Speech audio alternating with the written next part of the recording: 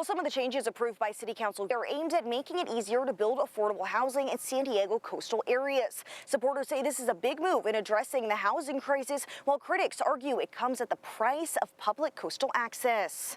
2 years ago, the city of San Diego adopted 99 updates to its land development code. The changes took effect citywide, except in the coastal zone, where they require approval from the California Coastal Commission.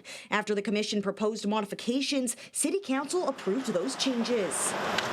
Under state law, developers can receive a density bonus, incentives, or waivers by including affordable housing in their projects. The updated rules clarify that approving those incentives and waivers in the coastal zone can move forward without additional local land use or zoning approvals, except when required by the California Coastal Act. To make it easier, to make it more streamlined, to make sure those projects can happen faster and more affordably. Today, I met with Colin Perrin of Circulate Planning and Policy, a transportation and housing policy nonprofit. He believes the changes will help address San Diego's housing shortage. So it's definitely a win for renters. It's a win for people who are trying to buy a home, who are trying to get a start here. But it's also good for the economy. It's good for the builders. It's good for the people who are investing to make this happen. But opponents argue more housing could make it harder for the public to access the coast.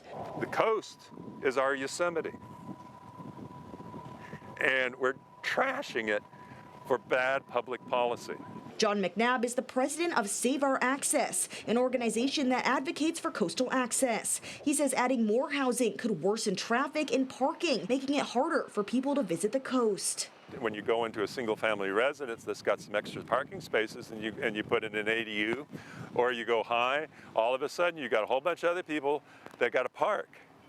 And those are parking spaces that no longer are available to the person who's coming down to enjoy the coast. Now that City Council has approved the modifications, they'll go back to the California Coastal Commission for final certification. Alex Lai, News 8.